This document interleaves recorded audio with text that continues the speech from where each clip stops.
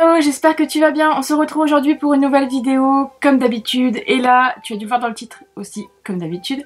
On va se faire un petit duo chronique. J'ai eu quelques bons retours sur la première vidéo que j'avais faite de ce même style. Du coup, je me suis dit, on va refaire ça avec deux autres en fait new romance qui sont sortis aussi chez Hugo Roman.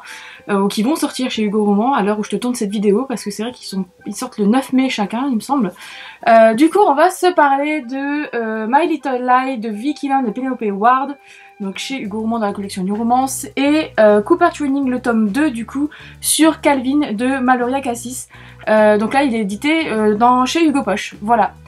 Donc il me semble que ces deux-là sortent le 9 mai chacun. Ouais, ça doit être ça. Du coup, on va commencer, non? Ça serait bien. Allez, on va commencer par celui-ci. Tout simplement parce que la dernière fois j'ai commencé par Midnight Blue. Donc là, on va commencer par le tome 2 du coup de Cooper Training. Donc là, tu peux lire indépendamment entre guillemets ce tome par rapport au tome 1, il n'y a pas de souci. Franchement, l'histoire en fait n'est pas... Enfin, ça s'imbrique, ça se suit, etc.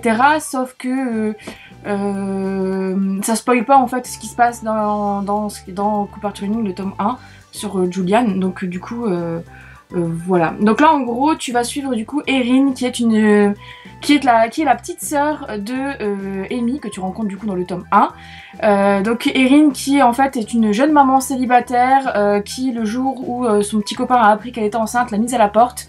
Et c'est pour ça que tu la retrouves dans le tome 1 à vivre chez Amy, parce que elle a pas voulu aller chez sa mère, parce que sa mère elle a une relation particulière avec sa maman, et enfin chez ses parents en tout cas, et donc elle a pas voulu partir vivre chez ses parents, et donc sa sœur l'a accueillie, et du coup elle a pu accoucher de Léon, son petit garçon, et puis essayer de s'en sortir dans la vie tout simplement. Donc là tu vas la suivre à partir du moment où elle va prendre son indépendance entre guillemets et déménager, trouver un job et pouvoir subvenir aux besoins de son fils et vivre en tant que maman célibataire, etc. Avoir un appartement et machin.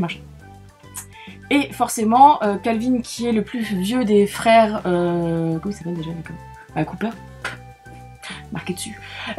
Donc Calvin qui est le plus vieux des frères Cooper, c'est l'aîné, va flasher sur elle, et inversement en fait le truc c'est qu'ils n'ont pas besoin, en fait pour l'instant ils disent aussi très bien, c'est que ils ont une vie de parents entre guillemets bien chargée, une vie pro bien chargée, donc du coup le fait de se mettre en couple avec quelqu'un c'est pas quelque chose qui est dans leur priorité, et donc du coup forcément ils vont se voir au départ comme un parfait plan cul. Voilà. Et puis après je te dis pas ce qui se passe parce que voilà, sinon je te spoil, mais au fil des pages tu vas avoir plein de petites choses qui vont se greffer, comment Erin, tu vas découvrir en fait une Erin qui est très très peu sûre d'elle en fait, et au final tu te rends compte toi en tant que lecteur que en fait elle est complètement c'est un personnage hyper fort, hyper attachant. J'ai beaucoup aimé son humour qui a un peu piquant, il y a beaucoup de répondants, et ça c'est vraiment ça a vraiment été quand il y avait des échanges comme ça, j'ai beaucoup apprécié. Et puis tu vas découvrir du coup comment elle va essayer de concilier ses galères du quotidien avec un début de relation bizarroïde qui se passe avec Calvin, et comment elle va essayer de gérer le fait que le père de Léon va essayer de refaire surface dans sa vie et dans la vie de Léon aussi. Donc franchement ça a été une très très bonne lecture, je l'ai lu, je l'ai bouffé en un week-end aussi encore, comme le temps précédent. Et j'ai beaucoup aimé parce que encore une fois là où j'ai bien retrouvé en fait le petit cocon familial, etc. qu'on a déjà dans le tome 1. Donc ça c'était vraiment, c'est pour moi, enfin j'ai kiffé. Et en plus de ça t'as un peu de nouvelles des autres personnages et tu les rencontres, tu les vois encore.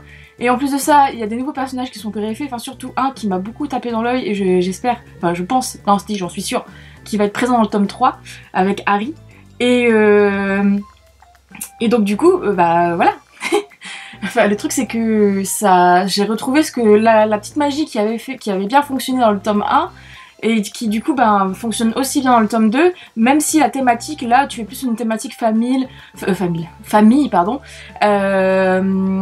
tout ce qui est bah, autour de mère célibataire, comment elle doit s'en sortir, etc. Enfin toutes des choses comme ça, des thématiques assez fortes, et en fait il y a des passages qui m'ont beaucoup touchée, surtout vers la fin en fait, où je me suis dit non mais ça fait, en fait ça me faisait mal au cœur pour elle, certaines choses qui lui arrivent, et je me dis ouais c'est dégueulasse pauvre tiotte. Enfin voilà quoi, tu te dis bon non mais encore une fois ben, même si la finalité est la même, je trouve que c'est amené différemment par rapport à d'autres romances que j'ai pu lire, et du coup bah, ça casse un peu cette lassitude qu'on peut avoir vis-à-vis d'autres romances je trouve.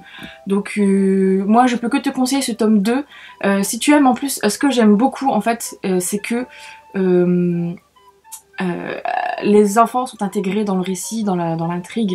Il y a la fille de Calvin, tu as le fils de Léon, et... de Léon, non, de Erin, c'est Léon. Donc t'as la fille... Non, oh, je m'embrouille, le fils d'Erin. Et en fait, c'est ça qui fait aussi... qui donne une touche de réalité, en fait, entre guillemets, au récit en fait, qui du coup en tant que lectrice te plonge dedans de A à Z quoi. Et en fait pour en avoir discuté avec l'auteur, c'est c'est sa volonté en fait. C'est pour ça qu'on n'a pas encore une fois dans ce tome-ci le point de vue de Calvin, tout simplement parce que sa volonté c'est qu'on soit à la place en fait, qu'on se mette à la place d'Erin, et qu'on soit en parfaite empathie en fait avec ce personnage, tout comme dans le tome 1 avec de se mettre à la place d'Amy. Et en fait ça marche quand même parce que bah, moi personnellement ça fonctionne. Ça me manque pas parce que du coup dans la vraie vie, comme elle m'a très bien dit, c'est vrai, et c'est que je la rejoins complètement en fait, mais c'est vrai que quand tu rencontres quelqu'un ou quand tu parles avec ton monsieur ou quoi, tu n'as pas ces pensées en direct live. Donc un livre ça pourrait être pas, c'est pareil en fait. Et c'est vrai que j'avais pas eu cette réflexion jusqu'au bout, et c'est en discutant avec l'auteur que tu m'as expliqué que pourquoi elle avait pas mis le point de vue de Calvin ni de Julian. Ben oui, je comprends maintenant, c'est QFD. Voilà. Donc du coup n'hésite pas à me dire si tu l'as lu, si tu l'as aimé et si tu vas craquer, parce que franchement pour une petite lecture de l'été qui se lit en 2-3 mouvements, là il fait 350 pages, franchement je ne peux que te le conseiller. Et voilà. Ensuite, le suivant, c'est My Little Lie de Vicky Lane et Penelope Ward. Donc celui-ci, je viens de le terminer. Il est tout frais. Tout frais. Enfin, je l'ai terminé hier soir, à l'heure où je tourne cette vidéo. Donc je sais pas quand est-ce que je vais la poster, mais faut que j'essaye de trouver un petit rythme sympa pour poster mes chroniques entre certaines autres vidéos thématiques. Et je t'avoue que c'est encore en chantier dans ma tête, donc... des fois tu vois des vidéos popper comme ça, mais je suis désolée, mais voilà.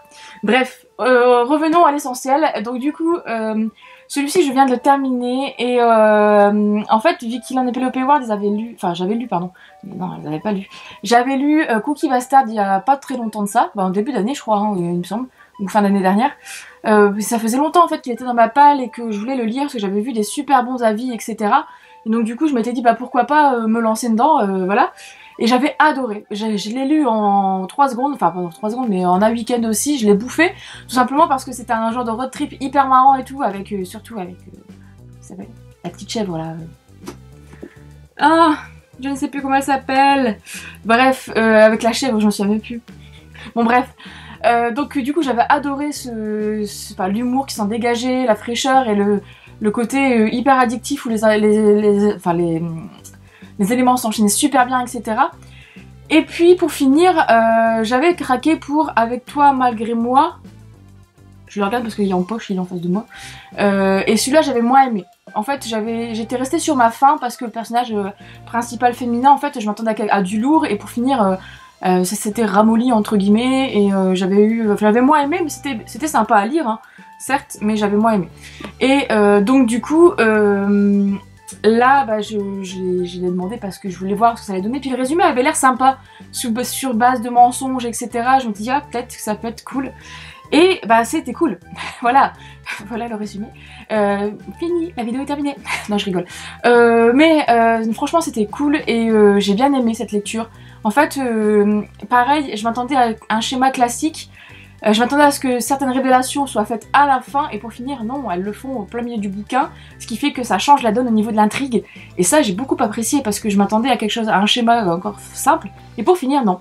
Donc là tu vas suivre Bianca, qui est une jeune femme hyper dynamique, une femme active, hein, qui en fait est journaliste pour un journal de presse papier, et qui doit interviewer un grand homme célèbre, enfin un riche homme célèbre, un riche homme d'affaires qui est à la fois célèbre parce qu'en fait il se montre jamais, et donc c'est elle qui a eu l'exclusivité de l'interview avec lui, et donc du coup elle se rend dans ses locaux, et dans l'ascenseur, l'ascenseur va tomber en panne, et elle est avec quelqu'un, et en fait ce quelqu'un, c'est cet homme d'affaires. Mais sauf que Bianca a des a priori en fait sur les hommes d'affaires.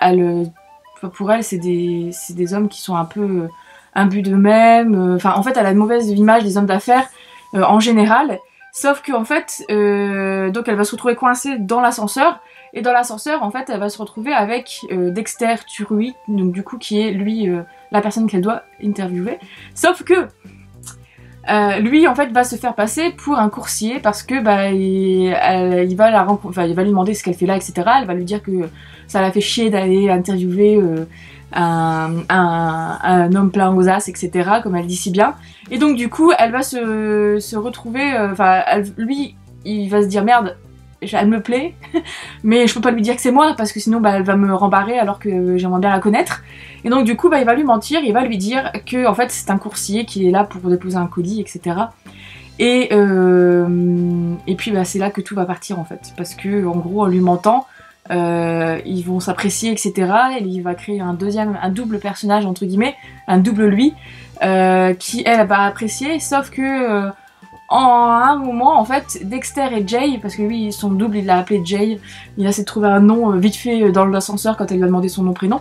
Mais Dexter et Jay, du coup, il va y avoir une collision entre les deux personnages, et du coup, il y a Bianca entre les deux, et du coup, tu vas voir comment elle va gérer ça, comment Dexter va gérer ça.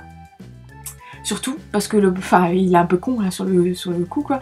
Donc tout est basé sur un personnage de Bianca qui est hyper droite dans ses baskets, qui ne tolère pas le mensonge, et sauf que le début de sa belle idylle commence par un gros mensonge.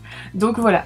Franchement, j'ai passé un très bon moment de lecture aussi. Je l'ai commencé un dimanche matin et j'avais lu 3/4 déjà en fin de journée. Ça se lit très très vite. Il y a beaucoup de dialogues en fait et beaucoup d'échanges et ça se lit très vite. Le personnage de Dexter est adorable. Franchement, j'ai beaucoup aimé et très touchant. Et pareil pour Bianca, même si bon, voilà, c'est une héroïne entre guillemets de new adulte classique, on va dire, enfin une romance. Elle est classique, mais Dexter, je l'ai trouvé super sympa parce qu'en gros, c'est un homme d'affaires, un riche homme d'affaires, etc. Donc il a du pognon, machin. Mais tu n'as pas ce côté un peu supérieur que tu peux ressentir dans certaines histoires comme ça. Tu as justement le côté très terre à terre du personnage qui est vraiment très appréciable à lire en fait. Parce que c'est rare d'avoir ça dans une romance, je trouve. Et donc du coup, enfin surtout dans ce type de personnage-là, ce stéréotype en plus, on va dire ça comme ça, hein, c'est vrai, de personnage-là. Et donc du coup, il casse un peu ces codes-là. Il a de l'humour, etc. Et franchement, j'ai beaucoup apprécié. J'ai beaucoup aimé, et tu as toujours le petit côté avec les animaux. Ça aussi, c'est un petit côté mignon en fait, c'est charmant, qui donne même beaucoup d'ampleur en fait à l'histoire. Donc franchement, pareil, si tu as envie de bouffer un bouquin un week-end, je peux que te le conseiller. Ça a été une très très bonne lecture. J'ai pas eu de coup de cœur. En fait, j'ai un peu de mal en ce moment à avoir des coups de cœur. Je sais pas si t'as remarqué, mais c'est rare maintenant. Je pense que c'est parce que j'enchaîne beaucoup les lectures, donc ça peut-être lié à ça. Mais j'ai pas eu de coup de cœur, mais en tout cas, ça a été une très très bonne lecture. Et voilà, et je peux que te le conseiller. Et il est dans la lignée pour moi du premier tome, pas du deuxième, parce que le deuxième, moi je l'ai trouvé un peu en dessous du premier. Mais pour moi, en fait, tu as le premier, celui-ci et le deuxième. Voilà, dans mon petit classement perso. Après, il y a Playboy Pilot qui sort aussi, il me semble, le 9 mai en poche. C'est le 9 mai, je ne suis plus sûre. Et normalement je l'ai pas encore lu celui-ci, donc normalement je vais le recevoir, donc pareil je t'en parlerai prochainement aussi. Mais j'ai hâte de me plonger dedans pour voir ce que ça va donner aussi. Parce que c'est aussi de Vicky Lane et Penelope Ward et j'avais vu des très très bons avis. Et je pense que là aussi on va retrouver une touche d'humour piquante en fait dans celui-ci, je sais pas. Je le sens bien en tout cas. Donc n'hésite pas à me dire si tu as lu un de ces 2 livres, si tu les as aimés ou si tu vas craquer. Et puis je te dis du coup à bientôt pour une prochaine vidéo. J'espère que celle-ci t'a plu. Comme d'habitude, n'hésite pas à me donner ton avis, à laisser un petit pouce bleu si ça t'a plu. Et puis si tu n'es pas abonné à la chaîne, à t'abonner, pourquoi pas. Voilà. Et puis à bientôt.